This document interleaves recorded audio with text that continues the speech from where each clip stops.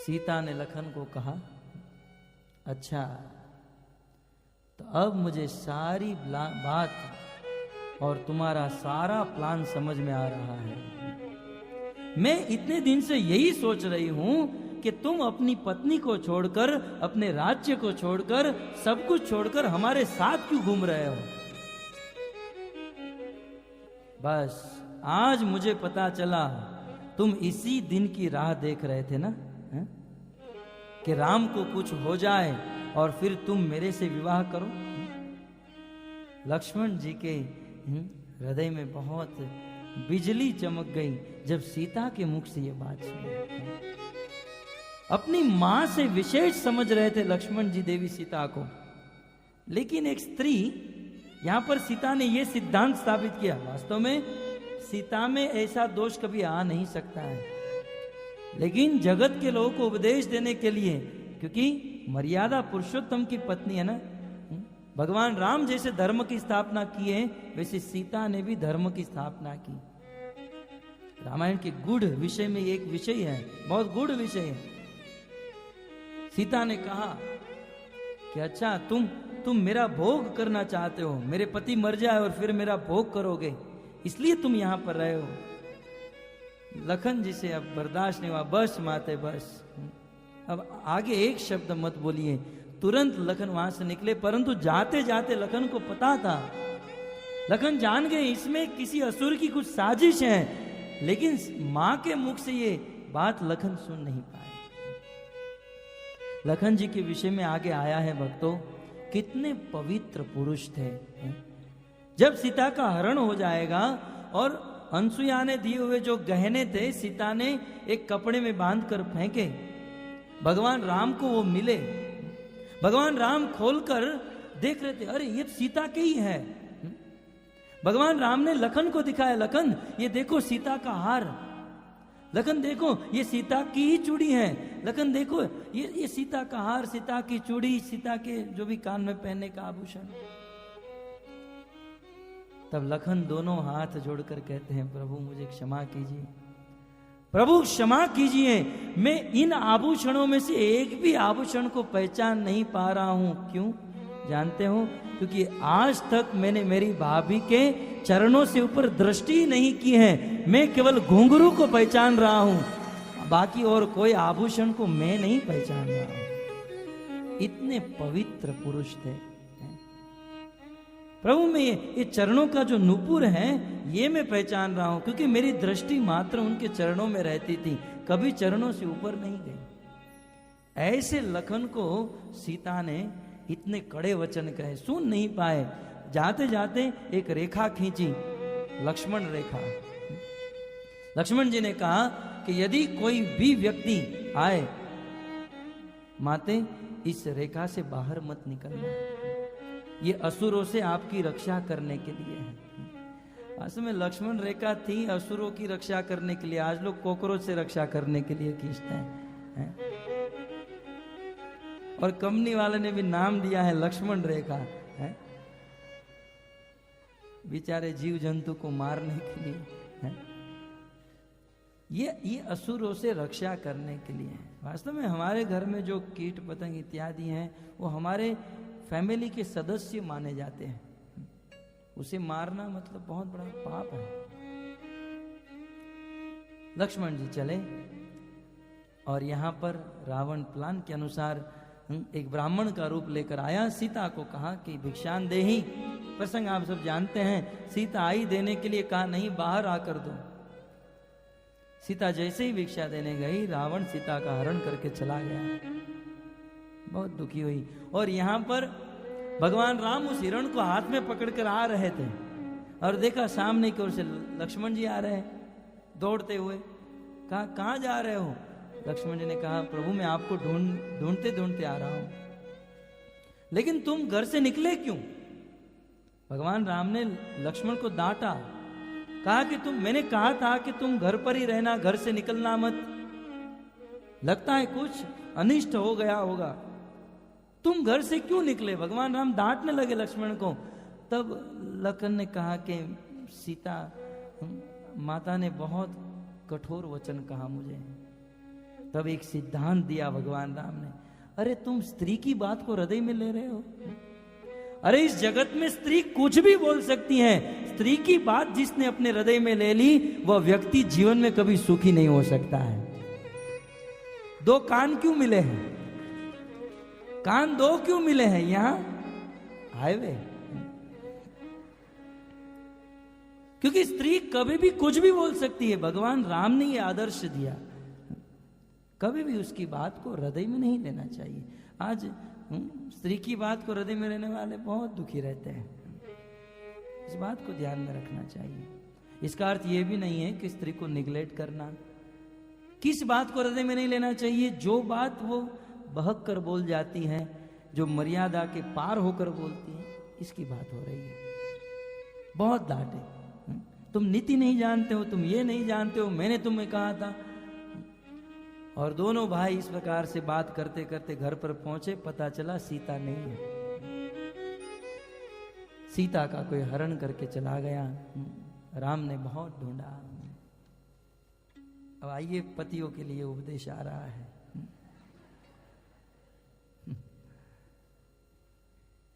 आज का कोई होता तो अच्छा हुआ, अपहरण करके चला गया कोई। लेकिन भगवान राम ने बहुत ढूंढा। लक्ष्मण को पूछते थे, लक्ष्मण कहां होगी, कहां होगी? एक पागलों की भांति लक्ष्मण समू जाए बहु भांति, पूछत चले लता तरुपाती। भगवान रामचंद्र जो जो रास्ते में मिल रहे हैं सबको पूछ रहे हैं, आपने मेरी पत्नी सीता को देखा? आपने मेरी पत्नी सीता को देखा? कपड़े का कोई ज्ञान नहीं है, बाल बिखर गए हैं, और एक पागलों की तरह भगवान सबको पूछ रहे हैं। यहां तक पशु पक्षी को पूछ रहे हैं, पत्थर पत्थर को पूछ रहे हैं, वृक्ष को पूछ रहे हैं, आपने मेरी सीता को देखा? अद्भुत प्रेम भगवान राम का सीता के प्रति जो प्रेम था। आज का कितना भी किसी भी व्यक्ति को प्रेम करने वाला व्यक्ति यदि खो जाए तो वृक्ष को नहीं पूछेगा, लता पता को, पक्षी को नहीं पूछेगा, परंतु भगवान पूछते हैं, हे खग मृग है मधुकर श्रेणी, तुम देखी सीता मृग नैनी।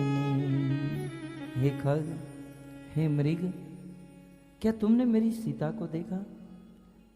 मेरी पत्नी सीता की जो आंख थी मृग के समान थी, हिरणी के समान थी, उनमें बहुत सारे गुण था, बहुत गुणवान थी, बहुत सेवा करती थी, बहुत सुंदर स्वभाव था। भगवान राम अपनी पत्नी के स्वभाव को याद कर रहे हैं। हा गुण खानी जानकी सीता, रूप शील व्रत नेम पुनीता। जो गुणों की खान थी और जिनका शील, जिनका आदर्श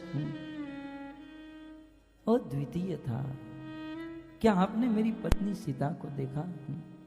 प्रत्येक एक एक जीव को, भंवरे को पूछ रहे हैं, चींटी को पूछ रहे हैं, गिलहरी को पूछ रहे हैं, एक एक जीव को।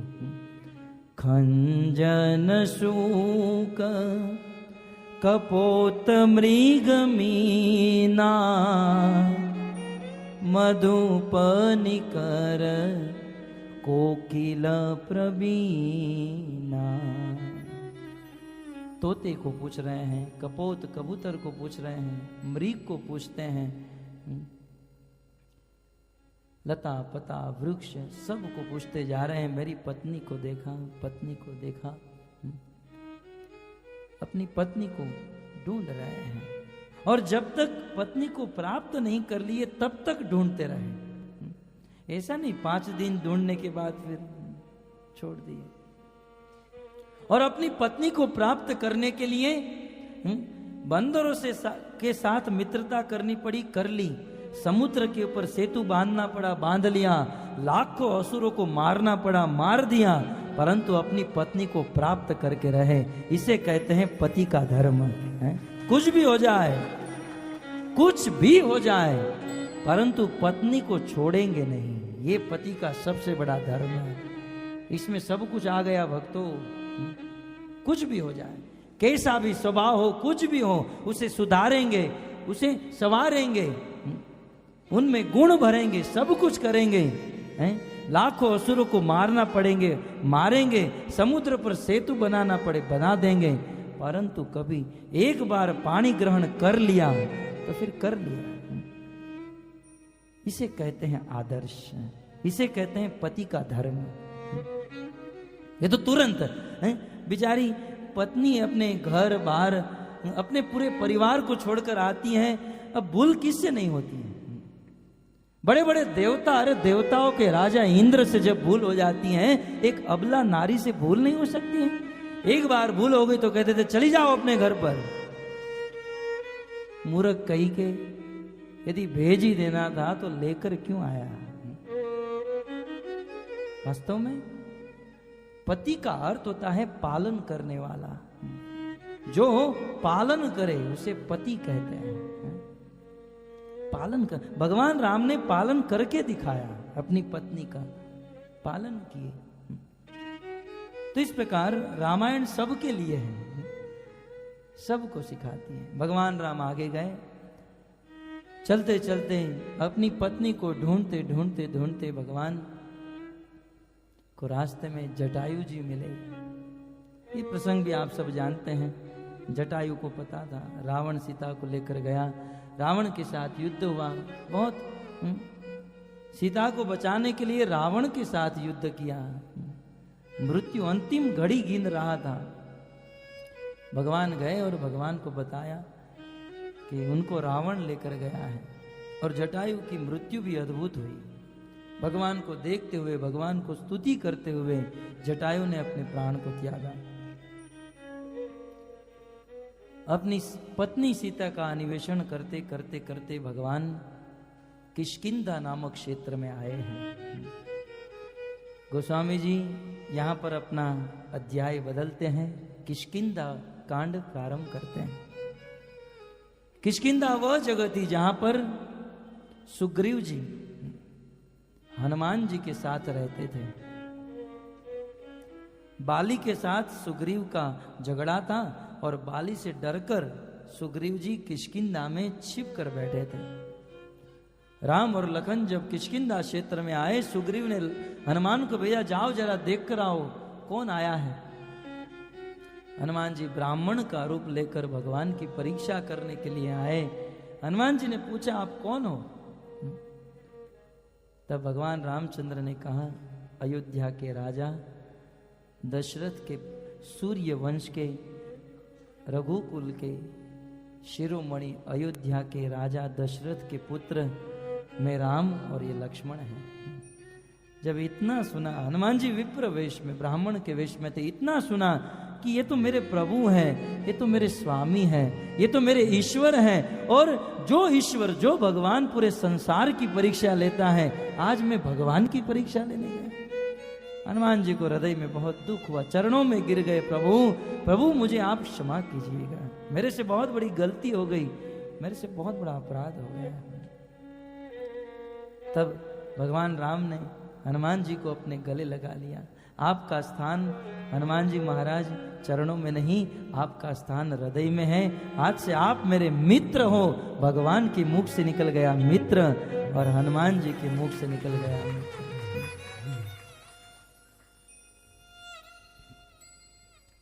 इस प्रकार हनुमान और राम दोनों, हनुमान जी महाराज अपने कंधे पर बिठाकर राम और लक्ष्मण को अपने राजा सुग्रीव जी के पास लेकर गए। मित्रता हुई। भगवान राम ने सुग्रीव जी के जीवन में जो तकलीफ थी दूर की, बाली का वध किया। और हनुमान जी महाराज ने सुग्रीव जी को कहा कि प्रभु की पत्नी कहीं खो गई हैं तो हमें उसे मदद करनी चाहिए। इसके लिए सुग्रीव जी ने अपनी बहुत विशाल सेना थी, अपनी विशाल सेना के 4 भाग किए और भारत के चारों दिशा में, उत्तर भारत, दक्षिण, पूर्व और पश्चिम, सुग्रीव जी ने अपनी सेना के 4 भाग करके चारों भाग में पूरे भारत में अपने अनुचरों को भेज दिया। परंतु साउथ में जो सेना गई थी बहुत मजबूत थी। उस सेना में अंगद जी थे, जामवंत जी थे, हनुमान जी महाराज थे, एक से एक लोग थे। और वो साउथ में गए, ढूंढते ढूंढते ढूंढते संपाति रास्ते में मिले और संपाति जी ने सारी बात बता दी।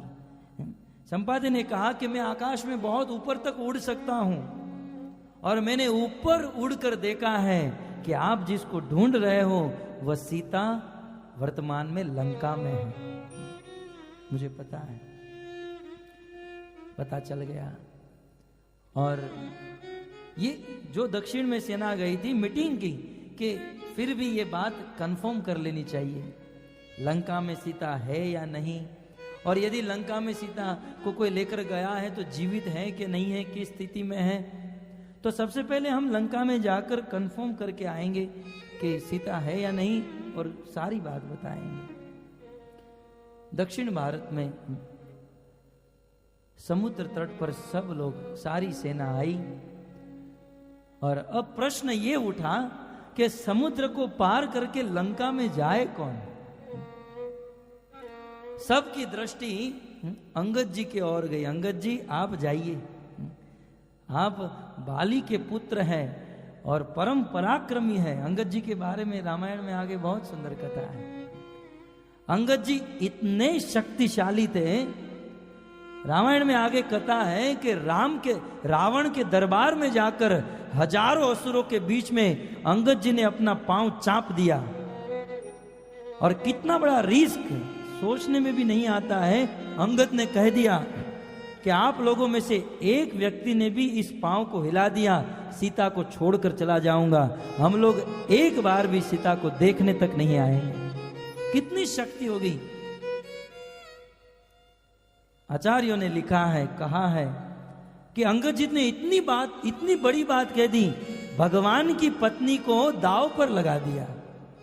रावण को कहा कि अरे तुम राम के साथ युद्ध करोगे, किसे मारोगे, पहले मेरे पांव को तो हिलाकर दिखाओ, और यदि एक ने भी हिला दिया राम और मैं सीता को छोड़कर चले जाएंगे। कितना बड़ा रिस्क है ये। कभी कभी मन में प्रश्न उठता है, अंगद जी ने ऐसा कह दिया। भक्तों, अंगद जी ऐसा इसलिए बोल पाए क्योंकि उनको राम पर पूरा भरोसा था। राम का दास हूं, है? कोई डिगा नहीं सकता है, कोई नहीं हिला पाया। अंत में रावण उठा। जब रावण ने कहा कि यदि पांव हिलाने से काम बन जाता है तो युद्ध क्यों करे, रावण खड़ा हुआ कि चलो हिला देता हूं, ये लोग छोड़कर भाग जाएंगे। रावण खड़ा होकर आया, अंगद जी के चरणों में गिरा। अंगद ने कहा, मूर्ख, यदि चरणों को पकड़ना ही है तो चरण देने वाले शरणागत वत्सल भगवान राम की शरण पकड़, मेरी शरण क्यों ग्रहण कर रहा है। तुझे छोड़ देंगे। ये अंगद को कहा गया कि समुद्र को पार करो। तब अंगद जी ने समुद्र को देखा, बोले जा तो सकता हूं, जाने में कोई डाउट नहीं है, लेकिन वापस आने में संदेह लग रहा है। जा सकता हूं लेकिन वापस नहीं आया, शहीद हो जाऊंगा खामखा, बिना कोई वजह का। तब सब लोग ने कहा कि जामवंत जी आप जाइए, क्योंकि आप तो बहुत वरिष्ठ हैं, आप सबके सबसे बड़े हैं। जामवंत जी ने कहा कि देखो, मैं शक्तिशाली था। जब भगवान ने वामन अवतार धारण किया, अपने 2 कदम में पूरे ब्रह्मांड को नापा, उस समय मैंने कुछ ही घड़ी में भगवान की परिक्रमा 7 बार कर ली थी। इतना वेग वाला था मैं। परंतु अब मैं बूढ़ा हो गया हूं, ये कार्य मैं नहीं कर सकता हूं। बहुत बड़ा, उस समुद्र के तट पर बहुत बड़ा प्रश्न उठा। भगवान राम का कार्य, भगवान राम की सेवा, सीता को देखने लंका में जाए कौन। सन्नाटा छा गया। अब कौन जाए कौन जाए कौन जाए। सभा में हनुमान जी महाराज भी बैठे थे, परंतु हनुमान जी को ऋषि के द्वारा श्राप था कि जब तक उनको उनकी शक्ति याद नहीं कराई जाएगी तब तक वो शक्ति प्रकट नहीं होगी। और जामवंत जी अपनी पूरी सेना की ओर देख रहे हैं और देखते देखते हनुमान जी महाराज जामवंत जी की आंखों में आए और जामवंत जी ने इतना ही कहा कि हनुमान जी महाराज क्या सोच रहे हो? आपका जन्म ही राम के कार्य के लिए हुआ है। आप पवन के पुत्र हो, आपकी गति पवन के समान है। आप चाहो तो एक झटके में पार कर सकते हो। पवन तनय बल पवन समाना, बुद्धि ज्ञान विवेक निराना। हे मारुति, हनुमान जी महाराज, पवन तनय बल पवन समाना, बुद्धि ज्ञान विवेक निदाना।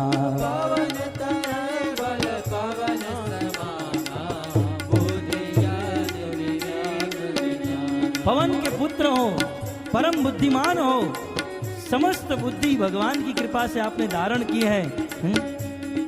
आप समर्थ हो। हनुमान जी महाराज, इस संसार में ऐसा कौन सा कार्य है जो आप नहीं कर सकते हो? कवन सो काज कठिन जग माही, जो नहीं होई तात तुम पाही। कवन सो काज कठिन जग माही, जो नहीं होई तात तुम पाही। संसार में ऐसा कौन सा कार्य है जिसे आप नहीं कर सकते हो? सारे कार्य करने में समर्थ हो। और हनुमान जी महाराज, याद करो, आपका जन्म राम के कार्य के लिए हुआ है। इतना बोलते ही हनुमान जी महाराज पहाड़ के समान विशाल हो गए। राम काज लगी तव अवतारा, सुनत ही भयहु पर्वताकारा। राम काज लगी अवतारा, सुनत भयहु पर्वताकारा।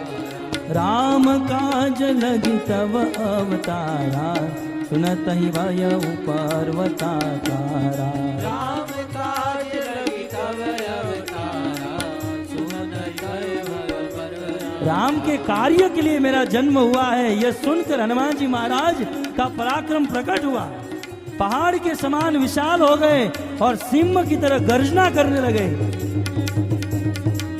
सिंहनाद करी बारहि बारा, लीलहि नागहु जल निधि धारा। सिंहनाद करी बारहि बारा, लीलहि नागहु जल निधि धारा। सिंह की तरह गर्जना करने लगे। उसी समय हनुमान जी महाराज, जामवंत जी उनके पराक्रम को याद करा रहे। हनुमान जी कहते, बस जामवंत जी, बस मुझे याद आ गया।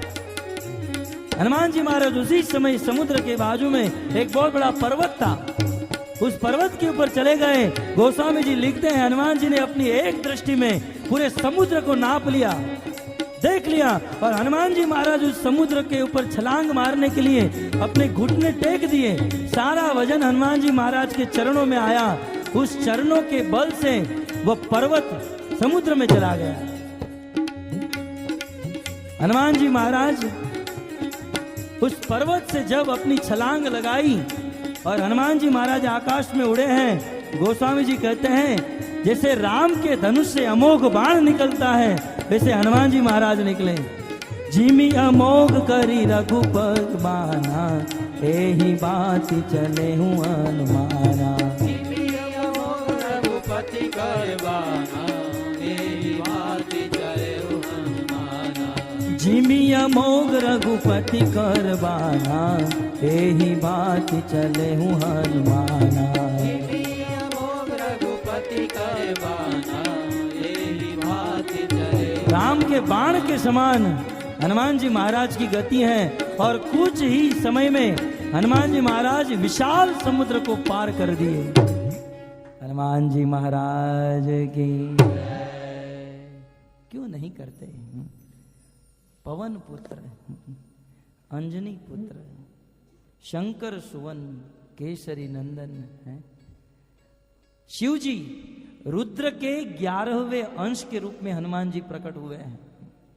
अद्भुत पराक्रम है और भगवान रामचंद्र के परम भक्त हैं। एक ही झटके में हनुमान जी महाराज ने समुद्र को लांघ दिया, पार कर दिया। अनेक विघ्न आए परंतु राम की कृपा से हनुमान जी महाराज सारे विघ्न को पार कर दिए। हनुमान जी महाराज आए लंका में।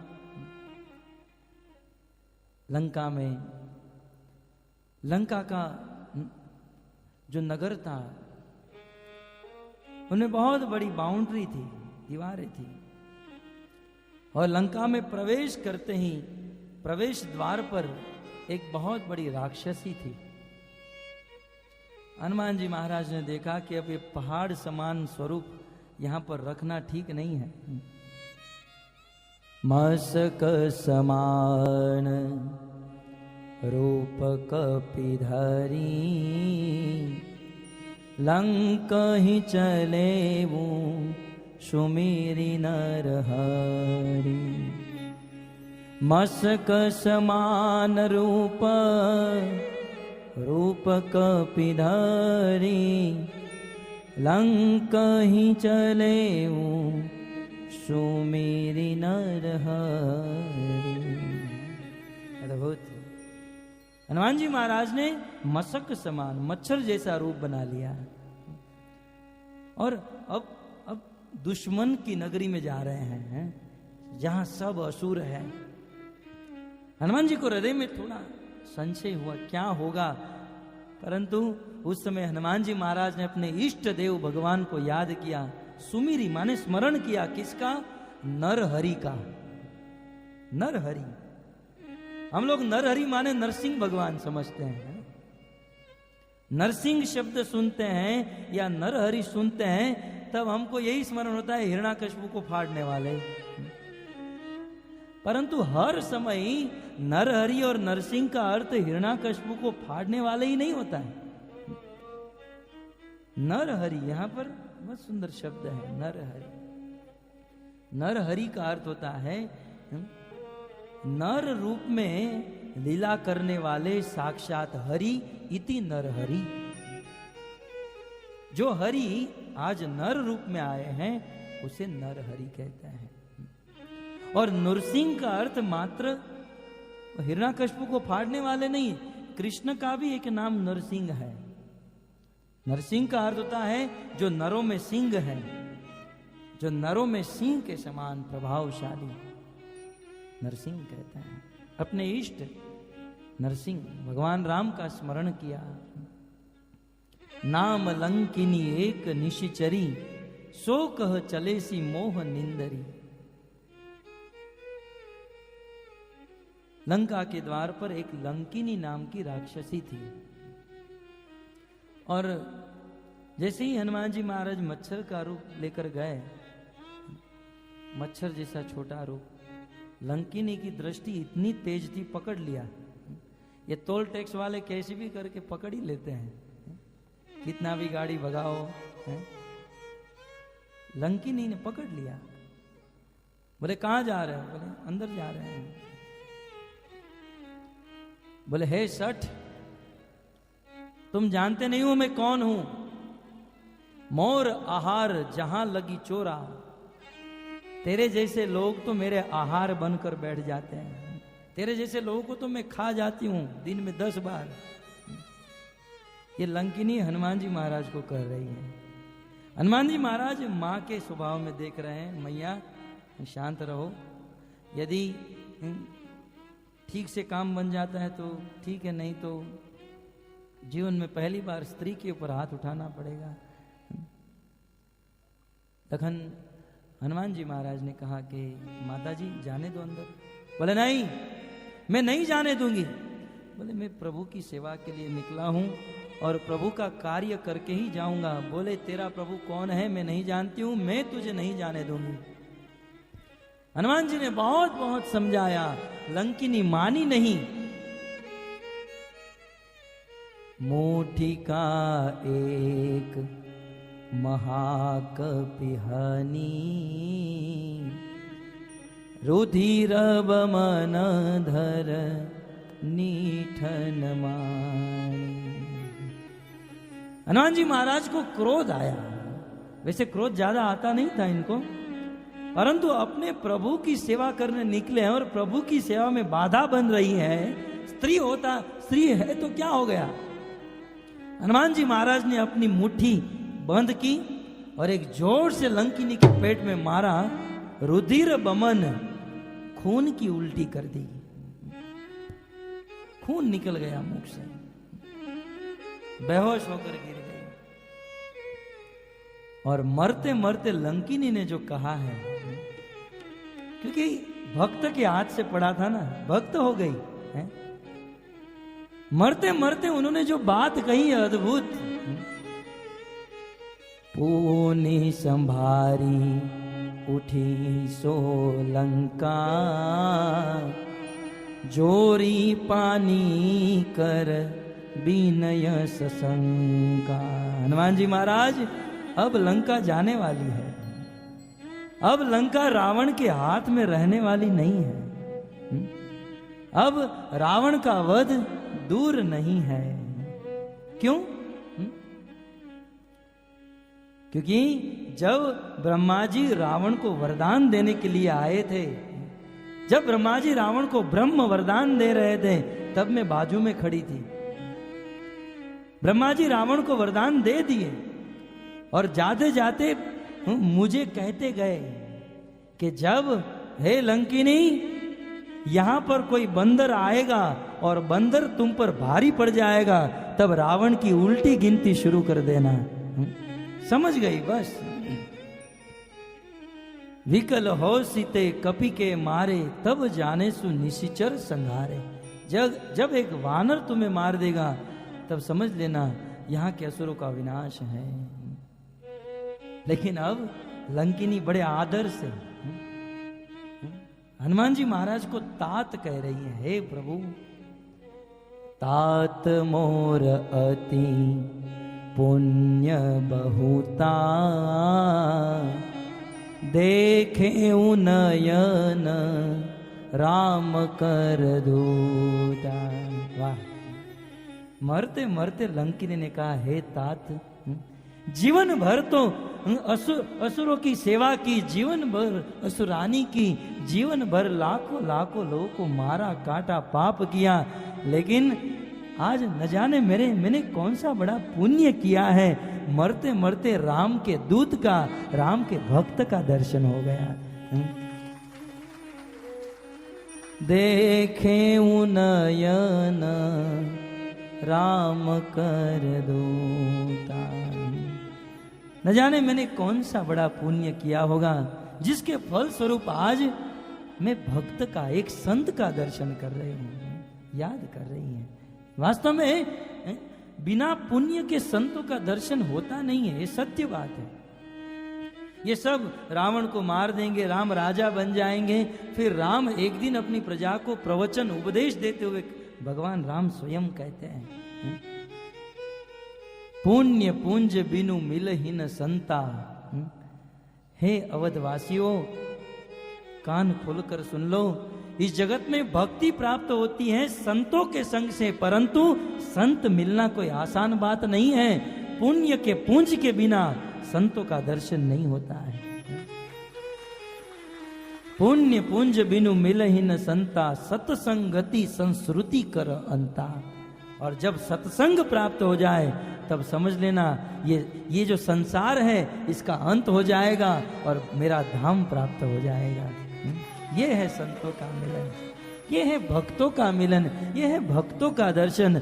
आज एक राक्षसी कह रही है, मैंने कौन सा बड़ा पुण्य किया होगा कि आज मैं एक भक्त का दर्शन कर रही हूँ। वास्तव में भक्तों का दर्शन करना बहुत बड़ा पुण्य है।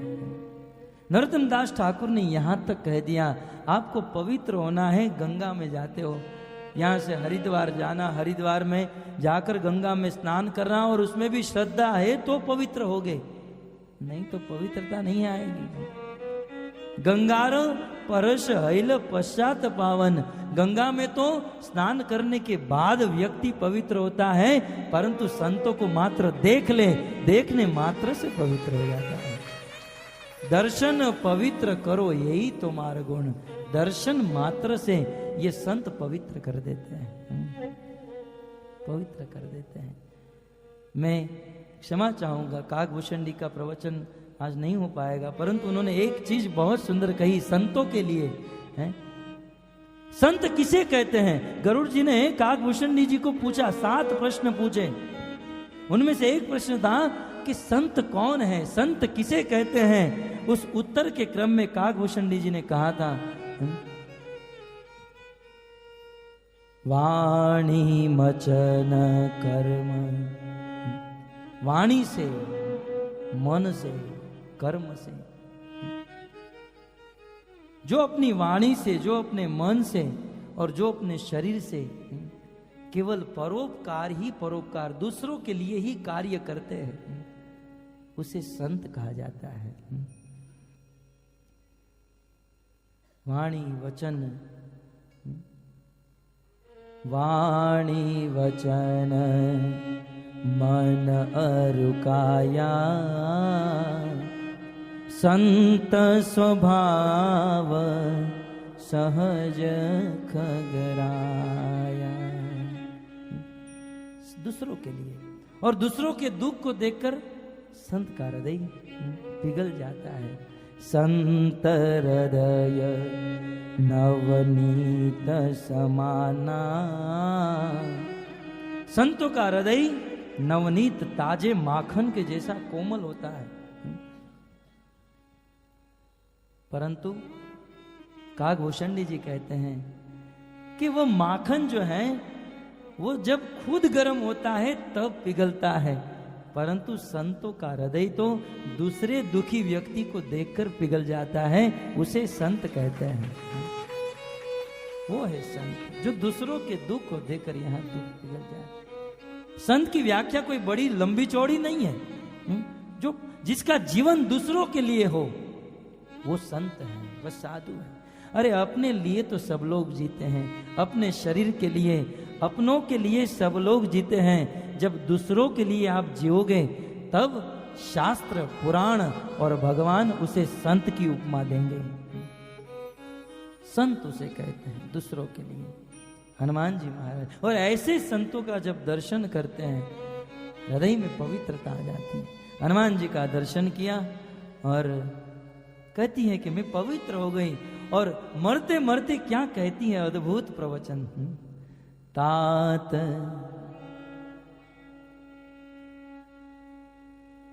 बहुत सुंदर ये दोहा कह रही है, तात स्वर्ग अपवर्ग सुख धरी तुला एक अंग, तुलनता ही सकल मिली जो सुख लव सत्संग। ये राक्षसी ने कहा, आज के मनुष्य भी ऐसा नहीं बोल सकते हैं। राक्षसी मरते मरते ये बोलकर गई, हे तात, हे प्रभु, तात स्वर्ग अपवर्ग सुख, बोले स्वर्ग का सुख और मुक्ति का सुख, ये सारा सुख एक पलड़े में रख दो, और एक पलड़े में मात्र संतों की संगति का एक क्षण रख दो, और वजन कांटा उठाओ, उस स्वर्ग और मुक्ति का सुख से ज्यादा सुख संतों की एक घड़ी का सुख हो जाएगा, है? जो सुख लव सत्संग, संतों के संग में जो लव मात्र का सुख है, अद्भुत सुख है संतों की संगति। एक बार कबीरदास जी को लेने के लिए भगवान ने अपना विमान भेजा। कबीरदास जी रोने लगे, रोने लगे। राम बुलावा भेजिया, दिया कबीरा रोए। राम ने बुलावा भेजा, पार्षदों को भेजा, विमान को भेजा, और पार्षद और विमान को देखकर कबीरदास जी रोने लगे। तब भगवान ने फोन किया, अरे मैं तो अपने धाम में बुलाने के लिए भेज रहा हूं, तुम इतने रो क्यों रहे हो, है? तब कबीरदास जी कहते हैं कि आपने मुझे अपने धाम में ले जाने के लिए बुलाया है, विमान भेजा है, रोना इसलिए आ रहा है कि जो सुख यहाँ पर आपके सत्संग में है वो सुख आपके धाम में भी नहीं है। जो सुख सत्संग में वो वैकुंठ में न होई। राम बुलावा भेजिया दिया कबीरा रोई। जो सुख सत्संग में वो वैकुंठ में न होई। कितना सुंदर भाव है। भक्तों के संग में जो सुख है, जो आनंद है, बस हमें तो यही लगता है कि बस इसी प्रकार कथा सुनते हुए जीवन चला जाए। अद्भुत आनंद है। इस प्रकार यदि हम लोग निरंतर कथा सुनते रहे ना, इस दुनिया की कोई ताकत नहीं है कि हमको दुखी कर सके। ये भक्ति का, ये सत्संग का प्रभाव है। ये मैं नहीं कह रहा हूं। भागवत के प्रथम स्कंद में महाराज परीक्षित 7 दिन में मरने वाले थे। अब आपको कहा जाए कैंसर हो गया है, 2 महीने में मर जाओगे, कितना दुखी हो जाएगा व्यक्ति। और कहा जाए 7 दिन में मर जाओगे। 7 दिन में मरना था, परंतु हरिद्वार में गए, अनेक ऋषि मुनि साधु संत महात्मा होके ढेर के ढेर लग गए और सबके बीच में महाराज परीक्षित ने ऐलान किया कि अब मुझे भय नहीं है। साक्षात तक्षक नाग आ जाए या साक्षात काल भी आ जाए, फिर भी मुझे डर नहीं है। क्यों? गंगा की पवित्र धारा में खड़ा हूं और संतों के बीच में बैठा हूं। किसी भी बात का भय नहीं है। भले मैं मर जाऊं, संतों का दर्शन करते हुए मरूंगा। निश्चिंत हो गए। ये है संतों की महिमा। ध्रुव महाराज ने कह दिया, प्रभु कुछ नहीं चाहिए, अब कछु नाथन चाहिए मोरे, दिन दया अनुग्रह तो। फिरती बार मोही जो कछु देवा, सो प्रसाद में शीर धरि लेवा। कुछ नहीं चाहिए। बोले कुछ तो मांगो, संसार में दुख है, जगत दुखालय है, सुखी होने का कुछ तो रास्ता। बोले कुछ नहीं प्रभु, आप आशीर्वाद दे दीजिए कि भक्तों के संतों के बीच में बैठूं और आपकी कथा सुनता रहूं। बोले आपकी कथा इतनी मदमस्त है, इतनी मतवाला कर देती है, आपकी कथा में एक नशा है प्रभु, नशा है। संसार में भी कुछ नशा होता है, शराब का नशा है ना। बोले शराब का नशा, लोग शराब का नशा क्यों करते हैं? क्योंकि जगत में लोग दुखी हैं, बहुत दुख, सभी और से दुख आते हैं, शराब पी लेते हैं, नशा हो जाता है, दुख भूल जाते हैं। फिर उसे नशे में व्यक्ति को लगता है मैं ही मुंबई का राजा हूं, पड़ा है गटर के बाजू में। लेकिन शराब पीने से दुख भूल जाता है व्यक्ति, लेकिन कितने घंटों तक? 2, 5, 10? और मरने के बाद शराब पी रहा है तो नरक में जाएगा। लोग शराब पीते हैं, नशा करते हैं, 2-5 घंटे तक दुख भुलाने के लिए भगवत कथा सुन लीजिए, जीवन भर नशा चढ़ जाएगा, जीवन भर दुख का एहसास नहीं होगा। कहां दुख है? कौन दुखी है? यदि भगवत कथा में बैठे हो, दुख नहीं। दुख है, दुख आएंगे, परंतु स्पर्श नहीं कर पाएंगे। जैसे बारिश की ऋतु है और 2 लोग घर से निकले हैं, एक के पास छाता है, एक के पास छाता नहीं है, दोनों के लिए बारिश है। संसार में दुख है, बारिश दोनों के लिए, परंतु जिसके पास छाता है उसे बारिश स्पर्श नहीं हो पाएगी। कृष्ण कथा रूपी जिसके पास छाता आ गया ना भक्तों, संसार का दुख उसे स्पर्श नहीं कर पाएगा। संतों का मिलन, संतों का संग, भगवत कथा। तो इस प्रकार लंकिनी मरते मरते कह कर गई कि संतों के संग में जो सुख है अन्य और कोई नहीं। भगवान ने कम से कम मरते मरते तो मुझे ये सुख दे दिया। लंकिनी के हृदय में यह आनंद हुआ। आगे गोस्वामी जी कथा को बढ़ाते हुए कहते हैं, प्रविशि नगर कीजे सब काजा। लंकिनी ने अंत में क्या कहा कि देखो मैं जानती हूं लंका में कितने पहरे, कितने सिक्योरिटी गार्ड और क्या क्या है। प्रविशि नगर कीजे सब काजा, नगर में जाकर आप अपना सारा कार्य करना। आपका यहां पर आना और अपना कार्य करना बिल्कुल इम्पॉसिबल। इतनी टाइट सिक्योरिटी रावण ने लगा कर रखी है, कुछ हो ही नहीं सकता है। लेकिन मेरे हृदय में भरोसा है। हृदय राखी कौशलपुर राजा, कौशलपुर के राजा को, अयोध्या के राजा राम को यदि आप हृदय में स्मरण करते हुए चलोगे, रावण तुम्हारा कुछ नहीं बिगाड़ पाएगा। क्यों? ये देवी ने मरते मरते बहुत सुंदर उपदेश दिया। हनुमान जी ने कहा क्यों? बोले गरल सुधा रिपु कर ही मिटाई। बोले जिसके ऊपर भगवान राम की कृपा हो जाती है उसके लिए विष भी अमृत हो जाता है? मृत्यु भी अमृत हो जाती है, वह अमर हो जाता है जिसके ऊपर राम की कृपा हो गई। गरल सुधा, गरल माने विष, गर विष, और सुधा माने अमृत, विष भी अमृत। इतिहास अनेक प्रसंग है।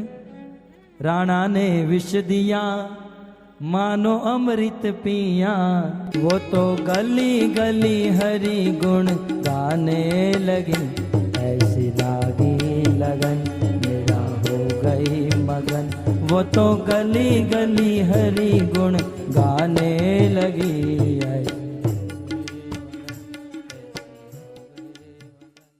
गरल सुधा, यदि विष भी अमृत हो जाता है। आपने प्रहलाद महाराज, विष्णु पुराण में वर्णन है, हिरण्याकश्यप ने प्रहलाद को मारने के लिए भोजन में विष डाल दिया। प्रहलाद महाराज ने ग्रहण किया, विष कुछ नहीं बिगाड़ पाया। क्यों? भगवान के भक्त थे। और यदि भगवान की भक्ति नहीं करते हो, आप अमृत भी पियोगे तो वो विष हो जाएगा। राहु ने पिया था, अमृत पिया था राहु ने, लेकिन मरना पड़ा। तो इस प्रकार गरल सुधा रिपु करई मिटाई, गोपद सिंधु अनल सित लाई। ये सिंधु जो है, ये संसार जो है सागर के समान है, परंतु राम की कृपा जिस पर हो गई ना, वह सागर एक छोटा सा खड्डा बन जाता है, भक्त उसे आसानी से पार कर लेता है। हनुमान जी महाराज आप जा रहे हो अंदर, कौशलपुर राज, राम को अपने हृदय में स्मरण करते हुए चलना। यदि राम हृदय में है, गरुड़ सुमेरु रेन समताही। ये जो सुमेरु पर्वत है, राम की कृपा से एक मिट्टी का दाना हो जाएगा। राम की कृपा से, राम कृपा करी चितवा जाहि, यदि राम की कृपा। इस प्रकार कहकर लंकिनी ने अपना प्राण त्यागा और हनुमान जी महाराज अति लघु रूप लेकर, अति लघु रूप धरेउ हनुमाना, बैठा नगर सुमिरी भगवाना, उस लंका नगरी में प्रवेश किया। मंदिर मंदिर प्रति करी शोधा, देखे जहां तहां अगणित जोधा। यहां मंदिर का अर्थ आप लोग मंदिर मत समझना, हम जो मंदिर समझते हैं। अच्छी भाषा में, अवधी भाषा में या संस्कृत में घर को मंदिर कहा जाता है। अब रावण के लंका में मंदिर कहां से होगा? भारत में रावण की लंका में मंदिर, यहां मंदिर का अर्थ है घर।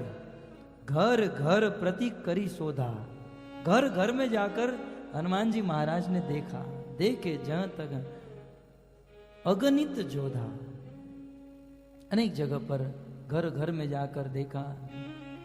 फिर अंत में रावण के घर पर गए। गये दशानन मंदिर माही, अति विचित्र कही जात सो नाही। रावण के घर पर गया तो अति विचित्र, बहुत बहुत इस पर विचार किया जाए। हनुमान जी ने विचित्र क्या देखा होगा? है? रावण के घर पर विचित्र ये देखा होगा कि ये 10 मस्तक वाला रावण कैसे सो रहा है, वो करवट कैसे बदलता होगा। रावण के 10 मस्तक और करवट जब बदलनी होगी तो जैसे एंटीना गिर जाता है ना, ऐसा लगता होगा। और विचित्र, हनुमान जी ने सोचा इसका सिर दर्द होता होगा तब क्या करता होगा। मंदोदरी तीसरे नंबर वाला दबाना, तीसरा नहीं 7वें में थोड़ा आज ज्यादा दर्द है। अति विचित्र, रावण के अनेक विचित्रता देखी, लेकिन बहुत विचार किया जाए वो था भी फैसिलिटी वाला आदमी, उसने पलंग ही ऐसा खांचा वाला बनाया होगा, 10 खांचे में वो अपने मस्तक आराम से रह जाए। बहुत बहुत विचार करने पर ये मंतव्य मिलता है। शयन किए देखा कपिते ही, मंदिर महु न दिखी वैदेही। रावण को सोते हुए देखा, परंतु वैदेही विदेह राज की कन्या को, सीता को हनुमान जी ने कहीं नहीं दिया है। हनुमान जी रावण के घर से बाहर निकले तब तक रात के 3 बजे थे, 3 साढ़े 3 बजे थे। ये रात की बात है, रावण सो रहा, आपने देखा ना, सो रहा था। हनुमान जी महाराज जब बाहर निकले, भवन एक पुनि दीख सुहावा, हरि मंदिर तह भिन्न बनावा।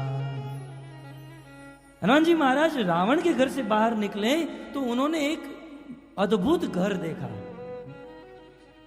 थोड़े ऊपर, हेलीकॉप्टर के जैसे हम ऊपर चले गए और ऊपर से देखा तो रावण की लंका में एक ऐसा घर था जिसकी विशेषता क्या थी? बोले भवन एक पुनि दीख सुहावा। हनुमान जी महाराज ने रावण के उस लंका में अनेक घर को देखा, लेकिन घर अच्छे नहीं लगे। हीरो के फोटो, हीरोइन के फोटो थे, हैं, क्रिकेटर के फोटो थे, अनक अलग अलग। लेकिन एक घर उस रावण की लंका में हनुमान जी ने जब एक घर को देखा तो सुहावा, हनुमान जी को बहुत सुकून मिला देखकर, घर को देखकर सुकून मिला, मतलब बहुत अच्छा लगा। बोले उस घर में ऐसा क्या था जिसे हनुमान जी को बहुत अच्छा लगा?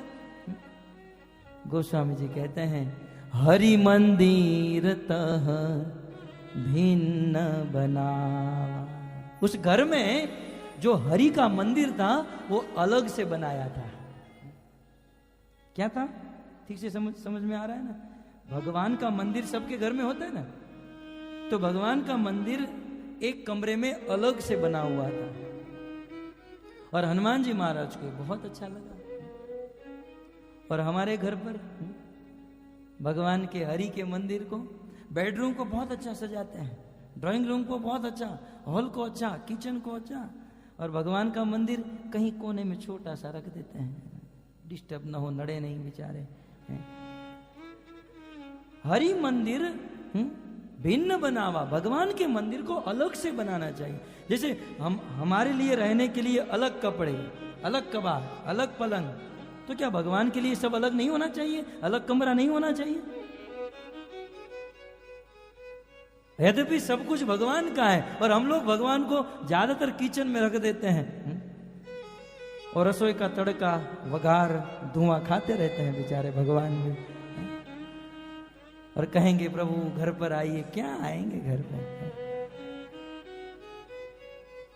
कभी कभी ऐसा तड़का लगता है कि आदमी भी खड़ा नहीं रहता है और भगवान बैठे रहते हैं, लाओ तड़का।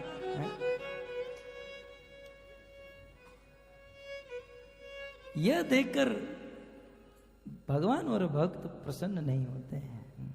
हरि मंदिर, भगवान का मंदिर अलग से बनाना चाहिए, अलग से होना चाहिए। भगवान के लिए सब कुछ अलग है। हमारे श्री प्रभुपाद जी ने इस्कॉन मंदिर बनाए तो इस्कॉन में ये एक विशेषता आप देखोगे, भगवान के लिए सब कुछ अलग है। नहीं तो आप सोचोगे भगवान के लिए एयर कंडीशन भी होता है। कुछ लोग कहेंगे पत्थर को, बोले वो पत्थर नहीं, भगवान है। स्पेशल सबसे अच्छी अच्छी वस्तु भगवान को देनी चाहिए। उत्तमानी वस्त्राणी, अच्छी वस्तु हमें, जब हम अच्छी वस्तु भगवान को देंगे तो भगवान हमें भी अच्छी वस्तु देंगे। हम लोग 3rd क्लास का माल, रिजेक्शन, ये फटी हुई नोट है, कोई बात नहीं, मंदिर में डाल देंगे।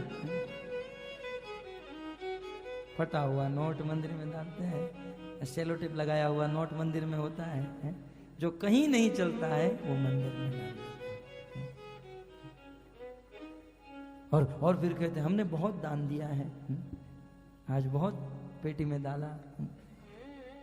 तो इस प्रकार हरि का मंदिर अलग से, इसे भगवान प्रसन्न होते हैं। और क्या देखा हनुमान जी महाराज? और ऊपर से थोड़े नजदीक गए उस घर के पास, राम युद्ध अंकित गृह शोभा बरनी न जाए। उसमें भगवान राम के कुछ चिन्ह थे और हनुमान जी तब तो बहुत प्रसन्न हो गए जब उस घर के प्रांगण में तुलसी जी का दर्शन किया। तुलसी का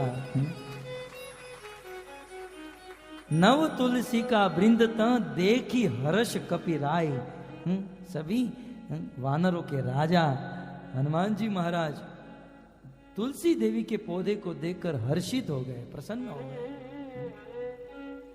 हनुमान जी ने मन में सोच लिया निश्चित कोई वैष्णव है, क्योंकि वैष्णवों के घर पर, भगवान के भक्तों के घर में तुलसी होती है। तुलसी जो है भगवान को प्रिय है। तुलसी की सेवा करना, तुलसी की सेवा करने से हमें भगवान की भक्ति मिलती है। क्यों?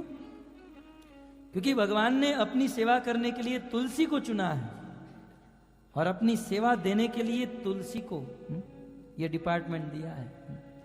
मोरो यही अभिलाष विलास कुंजे दियो वास, नयने हेरी वो सदा युगल रूप राशि, सेवा अधिकार दियो।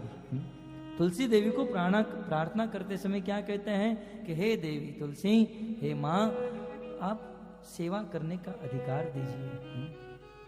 ये तुलसी के हाथ में, तुलसी की सेवा। और बिना तुलसी का घर शमशान माना जाता है, मुर्दे रहते हैं वहां। तुलसी होनी चाहिए, हरि को प्रिय है। हनुमान जी महाराज सोच रहे हैं लंका, लंका निशीचर निकर निवासा,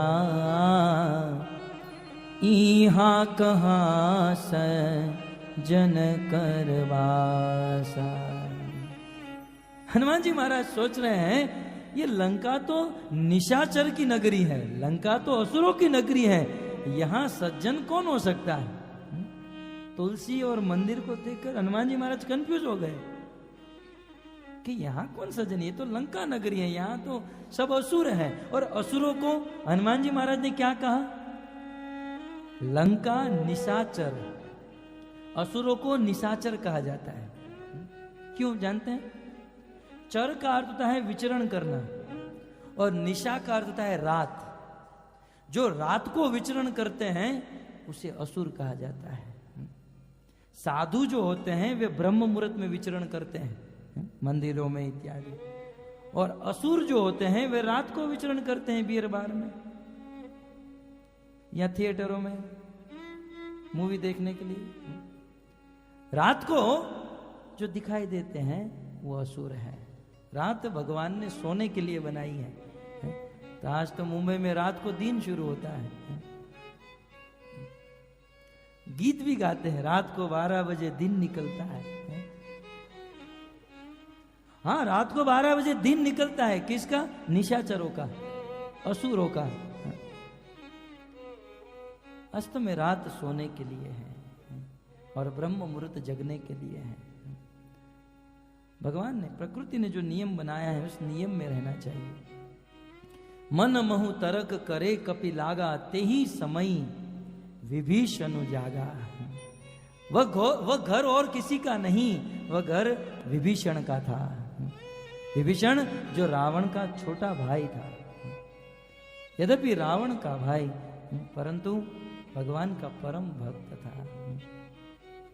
विभीषण, क्योंकि 3:30-4 बजे थे, ब्रह्म मुहूर्त का समय था, और उसी समय विभीषण जी जगे। गोस्वामी जी ने लिखा 23 समय विभीषण जागा। तो मानो प्रश्न उठाया जाए कि विभीषण ने जग कर क्या किया होगा? चित्रहार टीवी शुरू कर दिया होगा। आज कुछ लोग सुबह जग कर टीवी शुरू करते हैं या टेप शुरू करते हैं या अखबार हाथ में लेते हैं। कलयुग का वेद है, दुनिया का कचरा है। सुबह सुबह ब्रह्म मुहूर्त में जगकर अखबार, आज 4 लोगों का अपहरण हो गया, आज आतंकवादियों ने इतनों को मार डाला, आज इनका बलात्कार हो गया, आज पुलिसों ने इतने लोगों को पकड़ा। ब्रह्म मुहूर्त में ये पढ़ते हैं और अपने आप को सोफिस्टिकेटेड मानते हैं। वास्तव में ये दुनिया का कचरा है। खैर दूसरी बात है।